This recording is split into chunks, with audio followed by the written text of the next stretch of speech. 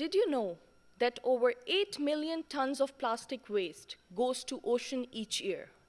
Did you know that we are using 400 million tons of plastic waste each year? And if we keep consuming at this rate, then by 2050, we will be producing 1,100 million tons of plastic waste. Yes, you heard it right, 1,100 million tons. My name is Areeba Ali, and I'm a graduate student of Food and Nutrition Technology at UW-Stout. Do you know it can take hundreds of years for plastic to decompose? And surprisingly, 38% of all this plastic waste comes from one-time use plastic packaging used for food and beverage material. So now is the time to create a more sustainable alternative to plastic packaging. The packaging which can be biodegradable, the packaging which can be cost-effective, the packaging which can help us extend the shelf life, and most importantly, the packaging which can help us save our environment. Our journey began with this simple idea. What if we can use something as an alternative to plastic packaging, which will not harm the environment? And it turns out that we can use milk proteins. Yes, you heard it right.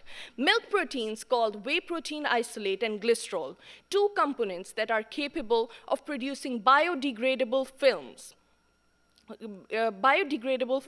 Which can be used as an alternative to plastic packaging. And this whey protein isolate is an excellent carrier of such components which are incorporated in films and coatings, and they enhance the barrier properties and strengthen the functional properties, that is antioxidant and antimicrobial.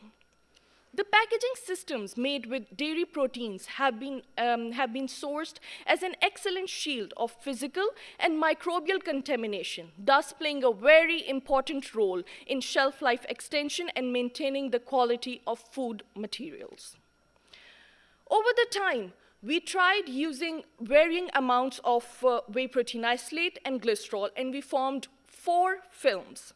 We tested the films, analyzing their physical and chemical properties, and we found out the films made with 60 to 80% glycerol were of highest quality. And the cost of these films would be approximately $0.5 to $2 per square meter. We believe that our results and our research findings can have a great impact on the better food packaging selection and environmental safety.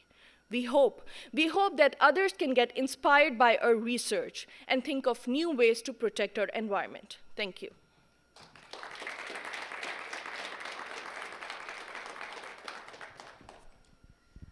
When you think of production and you think of taking this to market, do you foresee any challenges in terms of perceptions of effectiveness of this product compared to plastics in general?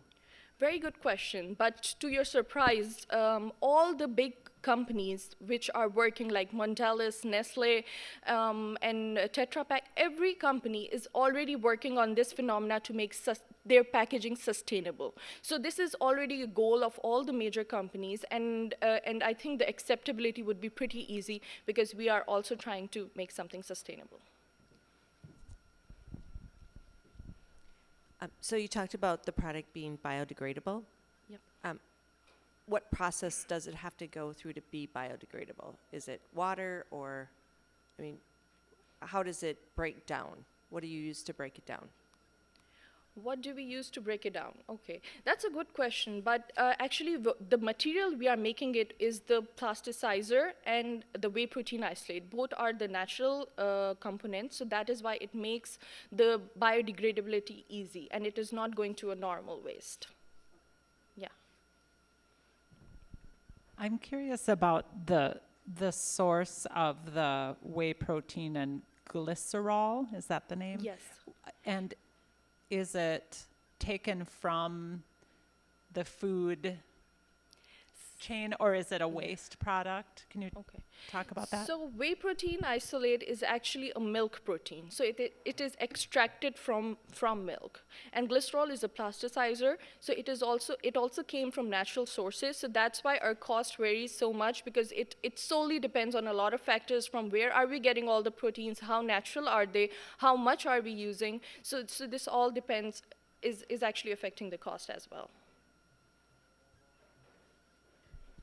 And I ask that because of some of the other research with food waste, and just wondering if you have any next questions, if this research has led you to something. Yeah, there's a lot of room to this research still, because it is still a big question, like where would we apply it? So we have something in our mind. We are thinking of dairy industry, but there is like, we can use it for maybe a lot of things, because as I already talked about how the shelf life matters a lot in the food, and now with all the transportation, storage, so it matters a lot that where are we using and how sustainable it is overall. Thank you so much.